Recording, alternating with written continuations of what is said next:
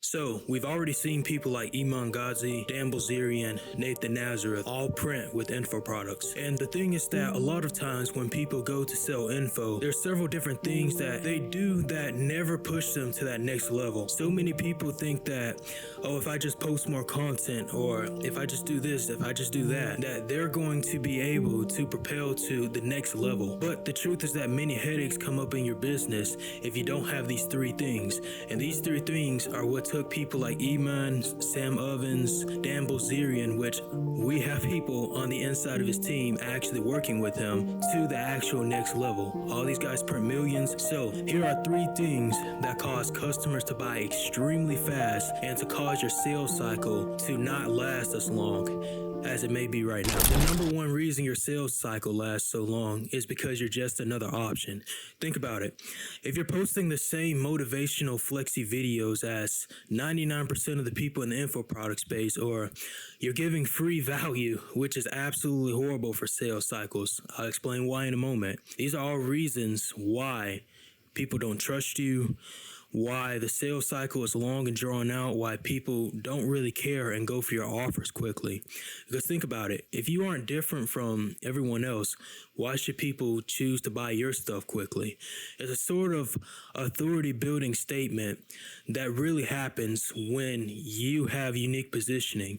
The way we solve this, as far as this issue, is with niche one positioning. Think about it. Instead of us like posting flexi motivational clips and things like that don't separate us from everyone else, because the truth is that your ideal prospect does not see you as an authority when you do this. They might think it's cool and give you a like and you get the views and whatnot, but the truth is that money will not come to you in abundance as far as going to the next level if you're going to do this. And the reason why this messes up your sales cycle and doesn't get you as great as far as qualified leads in is because everybody that watches this type of content, they're the types of people that just like entertainment, because you don't give your ICP, your ideal client profile, a reason and help them connect the dots as to you having the solution to their problems. You mostly just look like everyone else and it's just, oh yeah, cool video, bro. And then they keep moving on. They don't really see you as an authority because you don't give them the why to why their problems exist. And I see this as very common in the info product space, and it causes any leads that you do get to not be as qualified, not be as committed, because they don't see you as much as an authority that can actually help them with their issues. It doesn't look like real life when you're flexing a ton of cash and being in Dubai and having your Ferrari out on the drive. It might look cool, but it's not what's going to make you a lot of money, because to everyone else, it just does not seem real, and it does not seem like you are authentic. It seems very fabricated. And because of that, people can't relate to you. And that's why a lot of people mess up and why a lot of people don't get as many committed leads. Here's an example. Nathan Nazareth. Sure, he kind of does this on Instagram and whatnot. With him, though, the thing is that his YouTube channel mainly serves the purpose as far as giving these insights. And that's where a big percentage of his numbers come from, is actual YouTube. Because here's the thing, with YouTube, not only is it a sales accelerator because you can share things long form, people spend more time with you and such.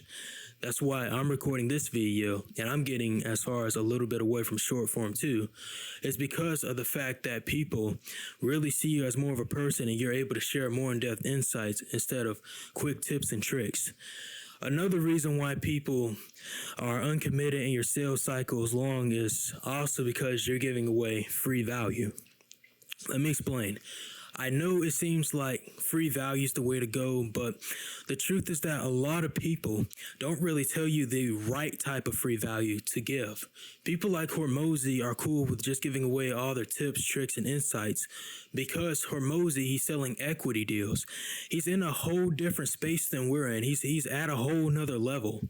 We are not Hormozy. We sell 2 to 5K, 10K, 20K packages to people that want to get started in making money online, fitness, all these different things, or just a service and such. That's high ticket.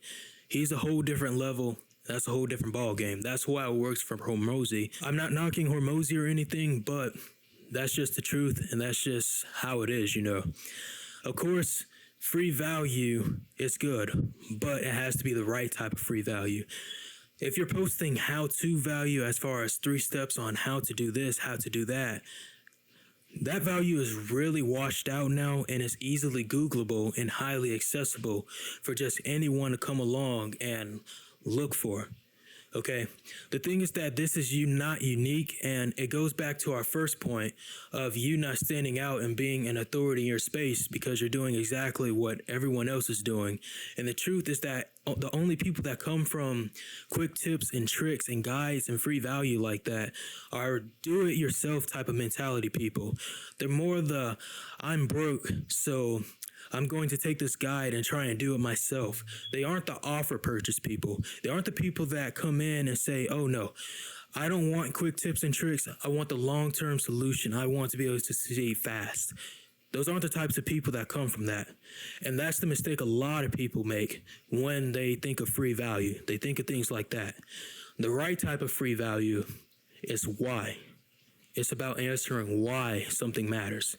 Insights, belief shifting content. The truth is that if you can shift insights and shift beliefs and shift perspectives, you're able to pretty much dictate the types of people that come in to actually purchase your offer and the actual right type of people that come in from your content.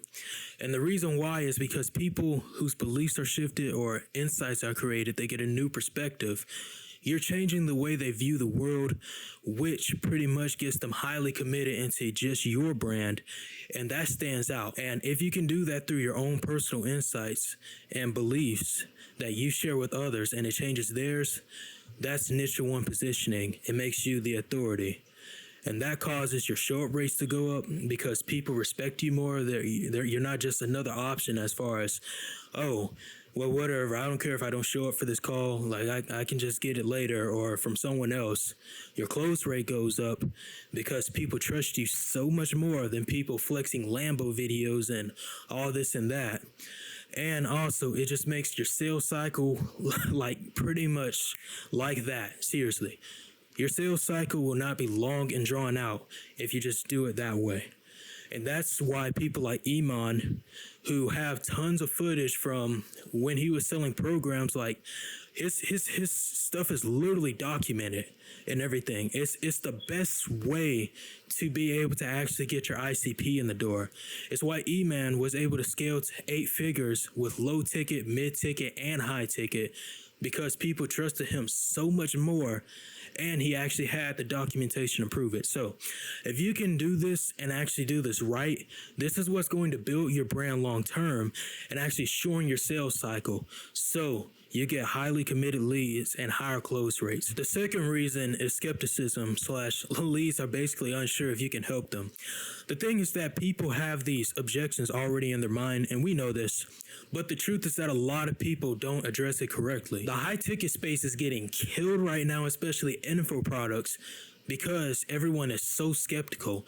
Think about it. A lot of people have been burned before on similar offers just like yours, where people have just taken their money and pretty much have not delivered the results because a lot of people are marketed to the incorrect way. Just like I talked to you before, they are marketed to basically with the 10K dinners, the Ferraris, and people see that and they're like, oh, okay, that's what I'm going to get when I join the program and such.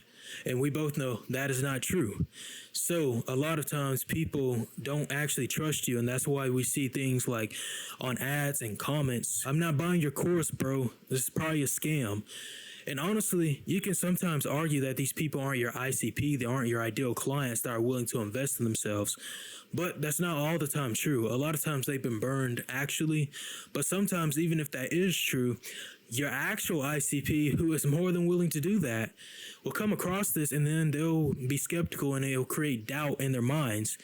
And this not only causes you to get less leads in the door because not as many people trust you, and that's why they don't raise their hand for your offers, but it also causes, once again, your sales cycle and your close rates to literally be killed. And it causes your show up rates to go down dramatically because people aren't going to show up to the calls. How we fix this is once again, it relates back to the first point, niche one positioning, but we have to go in and handle the objections the correct way and actually be able to build that trust. And that's point number 3, objection handling in the content. If you post a CTA in the content, I don't recommend doing this directly for your program because that burns leads.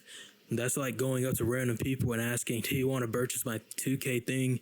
The thing is that with Reels and short form and things like that, most of the traffic is cold, so we don't want to be doing that. But that's a whole nother side point.